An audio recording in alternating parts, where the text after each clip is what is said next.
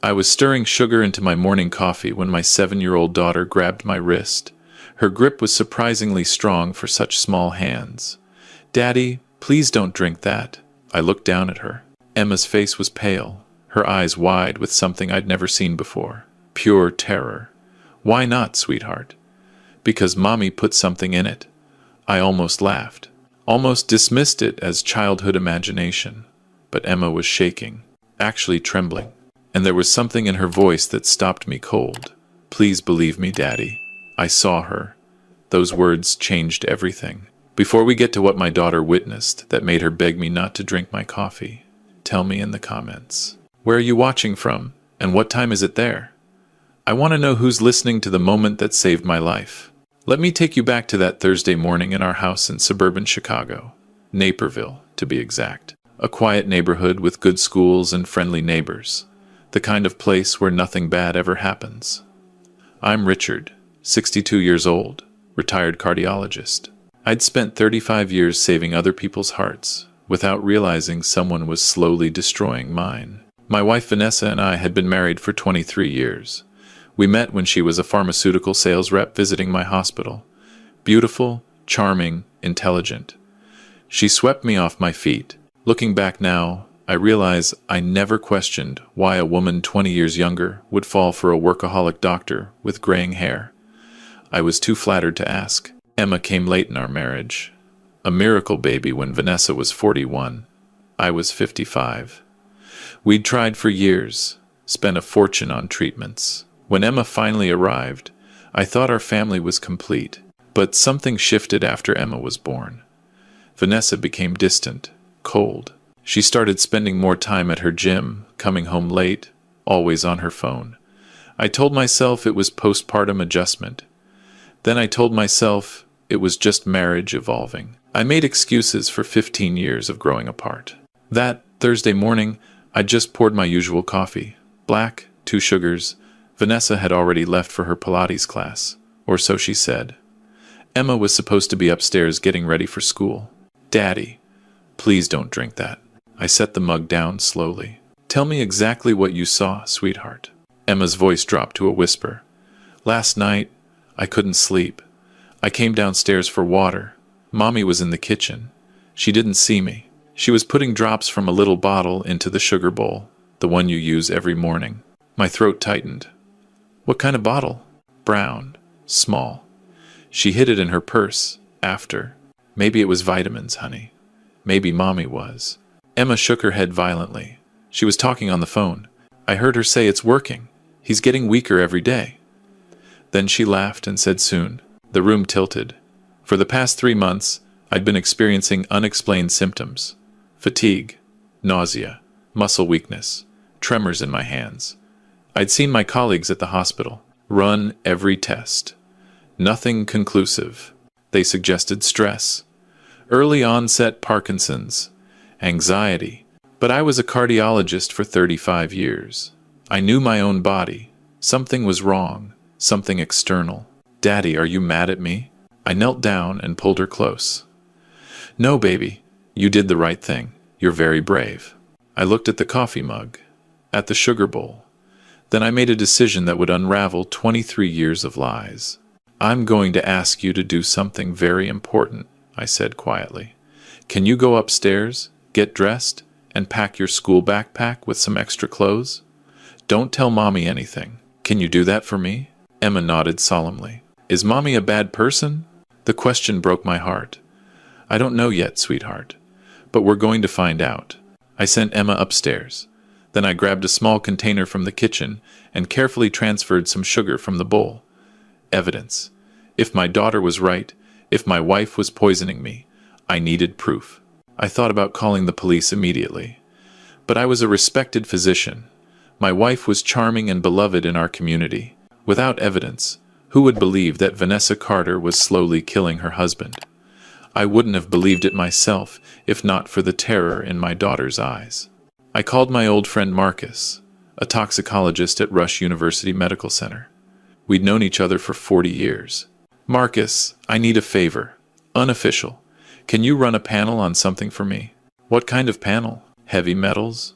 Organic toxins? anything that could cause progressive weakness and tremors. He paused. Richard, what's going on? I'll explain later, but I need this today. And I need you to keep it quiet. Bring it in. I'll make time. I sealed the sugar sample. Then I went to the bathroom and drew my own blood. 2 vials. If something was in that sugar, it would be in my bloodstream too. I'd been drinking that coffee every morning for months. Before leaving, I checked Vanessa's purse. She'd left it in the bedroom. Careless, or confident she'd never be caught? I found the brown bottle Emma described. Small, unmarked, nearly empty. I photographed it, then photographed the sugar bowl, then put everything back exactly as I'd found it. When Vanessa returned from the gym, I was sitting at the kitchen table, coffee mug in front of me, empty. I dumped it in the sink, but she didn't need to know that. Morning, honey. She kissed my forehead. How are you feeling? Tired, I said, same as always. Her smile was warm and sympathetic, perfectly performed. Poor baby. Maybe you should see another specialist. Maybe I should. She poured herself water and checked her phone. I'm meeting Claire for lunch, then running some errands. Will you be okay with Emma after school? I'll manage. She left without a backward glance.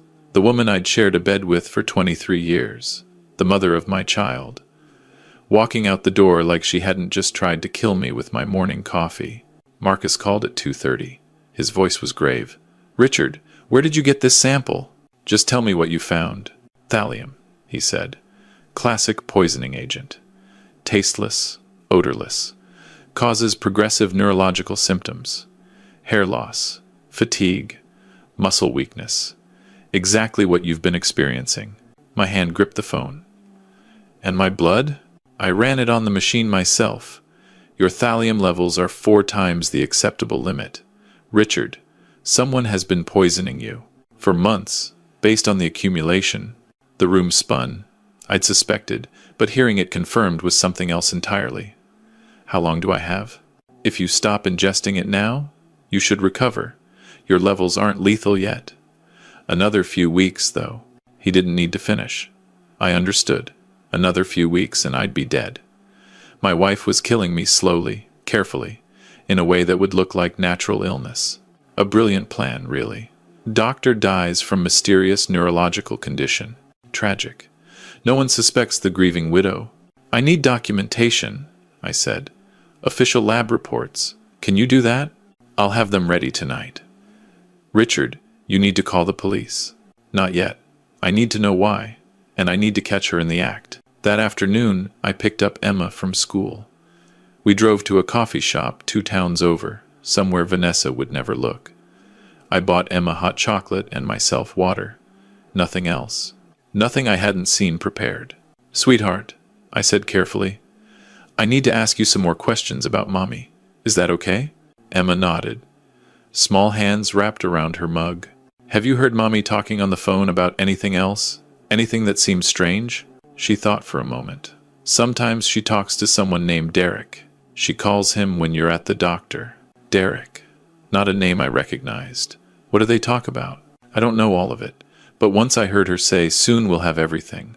And she laughed really happy. My daughter had been watching, listening, understanding more than any 7-year-old should have to understand. She'd been carrying this alone, trying to make sense of a mother who wasn't what she seemed. You're being so brave, I told her. But I need you to keep pretending everything is normal for a little while longer. Can you do that? Her eyes were too old for her face. Is Mommy trying to hurt you, Daddy? I couldn't lie to her. I think so, yes. Are you going to be okay? I'm going to be fine now. Because you warned me. She reached across the table and held my hand. I won't let her hurt you, Daddy. That night, I began my investigation. While Vanessa slept, I went through her laptop. She wasn't tech-savvy enough to hide her tracks. I found emails to someone named Derek Morrison, hundreds of them, spanning 2 years. The picture emerged slowly, painfully. Derek was a financial advisor she'd met at her gym. Their affair had started 18 months ago. But it wasn't just about love. It was about money. My money. I'd built a substantial estate over 35 years of practice. Our house was worth $1.2 million. I had investment accounts, retirement funds, life insurance, totaling $3 million. Vanessa was the sole beneficiary. In the event of my death, she would inherit everything. The emails were explicit. Derek had gambling debts. Bad ones. Vanessa wanted out of our marriage, but couldn't afford to divorce me. She'd signed a prenup that limited her to a modest settlement. But if I died of natural causes, she'd get it all. They'd researched poisons together. Thallium was Derek's suggestion, the perfect murder weapon.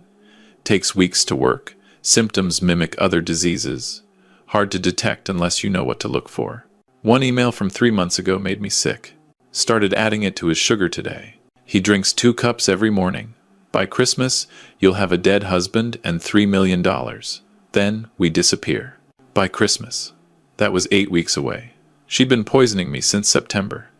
Every cup of coffee. Every morning. Smiling as she watched me weaken. I photographed every email. Downloaded the entire correspondence. Saved it to a flash drive. Then I put the laptop back exactly where I'd found it. I had evidence. Now, I needed a plan. The next morning, I called Detective Carol Reyes at the Naperville Police Department. She was the only officer I knew personally. I'd testified as an expert witness in a case she'd worked 5 years ago. "Dr. Carter," she said warmly, "it's been a while. What can I do for you?" "I need to meet with you. Privately. It's about an attempted murder." She went quiet.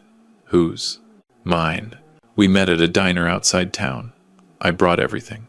The lab reports from Marcus. Photographs of the emails. The sugar sample results.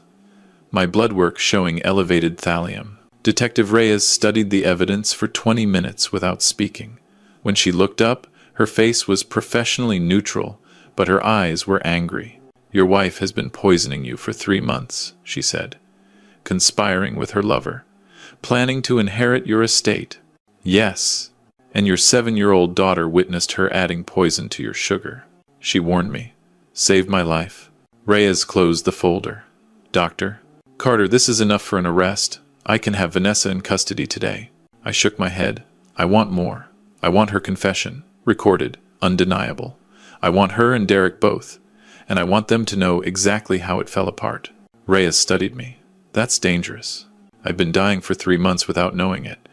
Danger doesn't scare me anymore." She considered, then nodded slowly. "All right, here's what we're going to do." The plan took 2 days to arrange. We would stage a medical emergency. I would be rushed to the hospital, seemingly unresponsive. Word would spread that I'd collapsed and was in critical condition. Vanessa would come to the hospital, expecting to find a dying husband. Instead, she'd find the truth. Emma stayed with my sister in Wisconsin. I told Vanessa I was sending her for a special school program. Vanessa barely noticed. She was too busy planning her future. On Saturday morning, right on schedule, I collapsed in the kitchen. It wasn't hard to fake. I'd been genuinely weak for months. The housekeeper found me and called 911. Vanessa was at the gym, of course. They took me to Rush University Medical Center, where Marcus and his team were waiting. My room was wired for audio and video. Detective Reyes had officers stationed as nurses and orderlies. Vanessa arrived at 2 o'clock. She walked into my room wearing concern like a mask. Black dress, minimal makeup, the worried wife. "Richard," oh God, "Richard." I lay still, eyes closed, monitoring attached to my finger, IV in my arm. "What happened?" she asked the nurse, who was actually an undercover officer. "We're still running tests, ma'am. The doctor will be in shortly." Vanessa sat by my bed, took my hand, waited until the nurse left. Then her face changed. The mask dropped. She pulled out her phone. "Derek, it's happening. He collapsed this morning. They're saying it might be today." A pause. I could hear Derek's voice faintly through the phone, but not his words. "No, I'm at the hospital. I have to stay. It would look strange if I left." Another pause. I know. But we need to be careful. Few more hours, baby. Then we're free." She hung up, sat there for a moment, then she leaned close to my ear. "I hope you can hear me, Richard. I've waited so long for this. You were supposed to die quietly in your sleep. Old man with a mysterious illness. Such a tragedy." Her voice was soft, almost tender. But this works too. Hospital death, natural causes. Derek's already booking our flights. Costa Rica. New names, new life. She laughed quietly. You made it so easy. Every morning, drinking your poison like a good little patient. You never suspected. Never even asked why I made your coffee. I opened my eyes. I did ask, I said. And my daughter answered. Vanessa jerked back. Her face went white. Richard? Surprise, I said quietly. Not dead yet, but the thallium. You should be. 3 months of thallium. But I stopped drinking it a week ago, right after Emma told me what you'd been doing. Her mouth opened and closed. Emma? She saw you putting drops in the sugar. Heard you on the phone. She's 7 years old, Vanessa. She understood what you were doing before I did. Vanessa stood up, backing toward the door. You can't prove anything. Can I? I sat up, pulling off the monitoring equipment. I have lab reports showing thallium in my blood. I have the sugar sample analyzed. I have 3 months of emails between you and Derek planning my murder. Her face crumpled.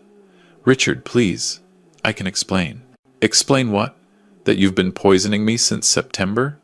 That Derek has gambling debts and you needed my insurance money? That you were flying to Costa Rica next week? I didn't. It wasn't my idea. Derek pressured me. The emails say otherwise. The door opened. Detective Reyes walked in with 2 uniformed officers. Vanessa Carter, you're under arrest for attempted murder. You have the right to remain silent. Vanessa's carefully constructed world shattered. She tried to run, but there was nowhere to go. The officers cuffed her hands behind her back. Richard, please. She was crying now. Real tears or performance, I couldn't tell anymore. I'm your wife. We have a daughter together. You tried to kill me in front of our daughter, I said. And you were going to take everything and leave her with what? A dead father and a mother who vanished? I wasn't going to abandon Emma. I was going to come back for her. After the insurance paid out, you mean? Reyes stepped forward. Ma'am, Derek Morrison is already in custody. He's cooperating with our investigation. He says the thallium was your idea. No, that's not true. He researched it. He found the supplier. So you admit you knew about the poison. Vanessa realized her mistake too late. Her lawyer will have fun with that, Reyes said. As they led Vanessa out, she looked back at me one final time. I expected rage, hatred. Instead, I saw exhaustion. She was tired of pretending, tired of the performance. I never loved you, she said. Not once in 23 years. You were a paycheck with a ring. I know, I said. I just didn't want to see it. They took her away. I sat alone in that hospital room, listening to the silence. My wife of 23 years had tried to kill me, had planned it meticulously, had smiled at me every morning as I drank the poison she'd prepared. And I might never have known if not for a 7-year-old girl who loved her father more than she feared her mother. The trial lasted 3 weeks. The prosecution's case was airtight. Detective Reyes presented the lab evidence. Marcus testified about thallium poisoning symptoms and accumulation rates. The IT specialist recovered the emails even after Derek tried to delete them. Derek Morrison folded first, pled guilty to conspiracy to commit murder in exchange for a reduced sentence. 20 years. He testified against Vanessa, described her as the mastermind. Vanessa's lawyer tried everything. Coercion, emotional abuse, temporary insanity. Nothing stuck. The emails showed careful planning. The thallium purchases were traced to her credit card. The timeline was documented down to the day. I testified on the final day, described my symptoms, my daughter's warning, the investigation, the hospital confrontation. The defense attorney tried to paint me as paranoid, suggested I'd manipulated evidence. But the jury had seen too much. They knew what Vanessa was. Guilty on all counts. Attempted murder, conspiracy, assault with a deadly poison. The judge gave her 35 years. She'll be 81 when she's eligible for parole. Emma never had to testify. I made sure of that. The evidence was strong enough without her. She'd already been through too much. After the verdict, I filed for divorce, full custody of Emma. The judge granted it immediately. Attempted murder of a spouse tends to simplify custody arrangements. I sold the Naperville house. Too many memories. Too much poison soaked into the walls. Bought a smaller place in Evanston, near the lake. One story, just 2 bedrooms. Enough for Emma and me. My health recovered slowly. The thallium worked its way out of my system over 6 months. The tremors stopped. The fatigue lifted. I could walk again without exhaustion. But some damage was permanent, not physical. The ability to trust. The belief that people mean what they say. 23 years of marriage, and I never knew the woman beside me. Every memory was suspect now. Our wedding day, Emma's birth, every anniversary, every vacation. Was any of it real? Or was she calculating the whole time, waiting for the right moment to cash out? Those questions keep me awake some nights. I don't think they'll ever have answers. Emma started 2nd grade at a new school. Her teachers knew a simplified version of what happened. They watch for signs. We do therapy twice a week, both of us. Dr. Patterson specializes in children of violent parents. She says Emma shows resilience, but also hypervigilance, trust issues, fear of abandonment. Your daughter saved your life, Dr. Patterson told me once. But she also lost her mother in the worst possible way. She learned at 7 that the person who should protect her was capable of killing the person she loves most. How do we fix that? We don't fix it. We work with it. We build new trust, one day at a time. One day at a time. That's become my motto. Emma asks about her mother sometimes. Not often. Usually late at night, when she can't sleep. Daddy, why did Mommy want to hurt you? I never have good answers. Some people get lost inside themselves, I tell her. They make terrible choices. It wasn't your fault or mine. It was hers. She always nods. But I see the question in her eyes. The same one I ask myself. How do you reconcile that the person who gave birth to you, who was supposed to love you, calculated your father's death as acceptable collateral damage? Last month, Emma came home from school and found me in the kitchen making dinner. She stopped in the doorway, watching. What's wrong, sweetheart? Nothing. Just checking. Checking what? That you're okay. That you're still here. I knelt down and hugged her tight. I'm here, baby. I'm not going anywhere. She held on for a long time. Promise? I promise. 18 months have passed since that Thursday morning when Emma grabbed my wrist. We've built a new life. Quieter, smaller, but real. I volunteer at a free clinic twice a week. Use my cardiology skills to help people who can't afford care. It gives me purpose beyond survival. Emma plays soccer now, has 2 close friends, laughs more than she used to. The nightmares come less often, once a month instead of every night. We have dinner together every evening. I cook. She tells me about school. We talk about everything except her mother, unless she brings it up first. I haven't dated. Can't imagine it. How do you trust again after the person who promised to love you spent 3 months trying to kill you? Dr. Patterson says it's too soon. That healing takes years, not months. I'm not in a hurry. Last week, I received a letter from Vanessa. Prison-issued envelope, handwritten pages. I didn't read past the first paragraph. Richard, I know you probably won't believe me, but I'm sorry for everything. I was lost. Derek manipulated me. I never meant for things to go so far. I burned the letter in the kitchen sink. Emma watched me do it. What was that? A letter from someone who doesn't exist anymore. She nodded like she understood. Maybe she did. I've learned things from this experience that I wish I'd known decades ago. Red flags I ignored. Distances I explained away. The slow erosion of connection that I blamed on stress or age or the natural evolution of marriage. Trust your instincts. If something feels wrong, it probably is. If your partner seems distant, if the intimacy fades, if they start living a separate life within your shared home, pay attention. And listen to your children. They see more than we think. They sense things we've learned to rationalize away. Emma watched her mother for months before she worked up the courage to warn me. She'd been trying to understand something that made no sense. Adults make excuses. Children just see what's there. I almost died because I trusted the wrong person. I survived because I finally trusted the right one, my 7-year-old daughter who loved me enough to speak up. Here's the truth I've come to accept. Family isn't about legal documents or shared DNA. It's about who shows up, who protects you, who tells you the truth even when it's terrifying. Vanessa was my wife for 23 years. But Emma is my family. She's the one who saved me. She's the one who matters. Sometimes, on Sunday mornings, Emma and I sit on our small porch and watch the sun rise over Lake Michigan. We drink hot chocolate, hers with extra marshmallows, mine with nothing I haven't seen prepared. I still can't drink coffee.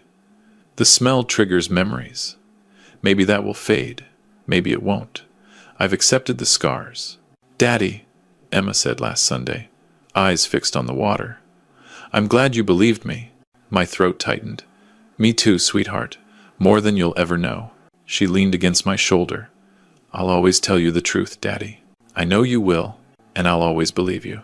She smiled, small but real, and we sat there watching the sunrise, two people rebuilding their lives from the ashes of betrayal. My wife tried to kill me with my morning coffee.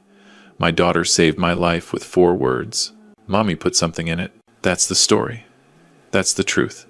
And every day Emma wakes up safe and loved, we win. If this story resonated with you, I need you to hear something. The warning signs were there for years. I ignored them. I made excuses. I told myself every marriage had rough patches. Don't be like me. Don't spend decades rationalizing distance. Don't wait until you're dying to realize something is wrong. Pay attention to your partner. Pay attention to your children. And pay attention to yourself. That feeling in your gut, that quiet voice saying something isn't right. Trust it. It might save your life. I thought I was too smart to be fooled. A cardiologist with 35 years of experience reading people. I was wrong.